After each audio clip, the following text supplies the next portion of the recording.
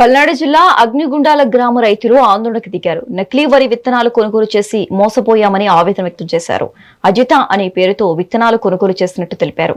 100 ఎకరాల్లో విస్తీర్ణ సాగు చేసిన రైతులు ఎకరాకు 15 బస్తాలు దిగుబడి రాకపోవడంతో పోలీసులను ఆశ్రయించారు. కాగా ఘటనపై అగ్రికల్చర్ అధికారులు చర్యలు తీసుకోవాలని డిమాండ్ చేశారు.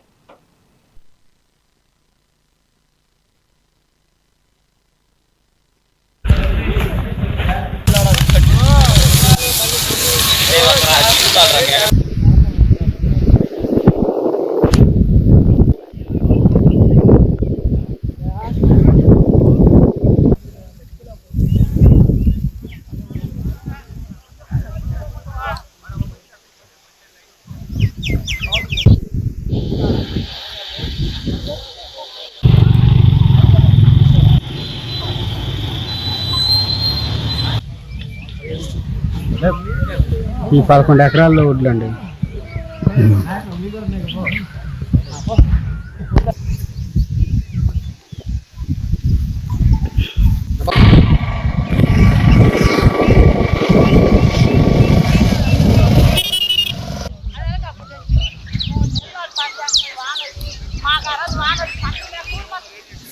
మేము అగ్నిగుండాల రైతులందరం కలిసి విత్తనాల కోసం వెళితే కేఎన్ఎం ఇయ్యమని వెళ్తే కేఎన్ఎం కాదు, అంకుర్ సోనాలో సీడు, అంకుర్ సోనా కాడికి బాగా పండిద్ది, దాని మీద ఒక 5 రోజులు తక్కువలో దిగుబడి వచ్చిద్ది, అధిక దిగుబడి వచ్చిద్ది, పెట్టుబడి తక్కువ అని చెప్పి మమ్మల్ని అందరినీ మభ్యపెట్టి కనీసం ఒక 30-40 మంది రైతులు ఒక 80 ఎకరాలు దాకేశారు.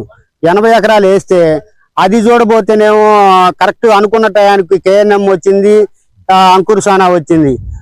కనీసం ఊరు మొత్తం ఒడ్లు పోయినా కానీ ఈ ఒడ్లు పోవట్లేదు.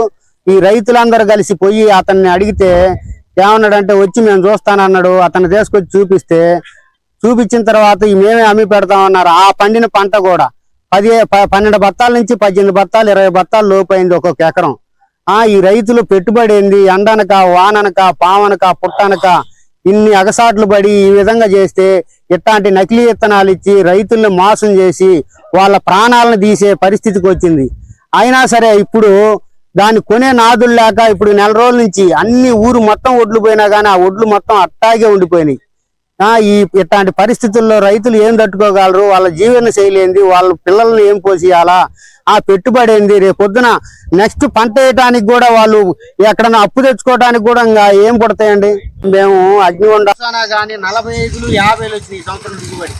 అట్లాంటి రోజుల్లో 15 బత్తాలు పండించి రైతు ఏం తినాలా? ఖర్చులు ఏంది? ఈ రోజుల్లో ఖర్చులు ఎన్ని పెరిగిపోయినాయి? అదేమని అడిగితే మాకు కాకపోతే ఒక 5 రోజులు పెంచామో కానండి, మాది పంట బాగానే పండిద్ది అన్నారు. ఒక్కళ్ళు కూడా రైతులు అమ్మలా. ఇప్పుడు పంట మొత్తం అట్టాగి ఉంది. ఆ విత్తనం తప్పక ఏరే విత్తనం ప్రతి ఒక్కళ్ళు ఒక్క రోజు కూడా ఆగలా. ఇవాళ పోతే సాయంకాలానికి ఎత్తుకొని పోయినారు. ఈ విత్తనం ఒకటి ఇంతవరకు కొన్న దాఖలాలు లేవు. రైతులు బోకర్లు వచ్చి ఈతనం మాకు వద్దని కానీ 45-50 వచ్చినాయి ఈ సంవత్సరం దిగుబడి. అట్లాంటి రోజుల్లో 15 బత్తాలు పండించి రైతు ఏం తినాలా? ఖర్చులు ఏంది? ఈ రోజుల్లో ఖర్చులు ఎన్ని పెరిగిపోయినాయి? అదేమని అడిగితే మాకు కాకపోతే ఒక 5 రోజులు పెంచామో కానండి, మాది పంట బాగానే పండిద్ది అన్నారు. ఒక్కళ్ళు కూడా రైతులు అమ్మలా. ఇప్పుడు పంట మొత్తం అట్టాగి ఉంది. ఆ విత్తనం తప్పక ఏరే విత్తనం ప్రతి ఒక్కళ్ళు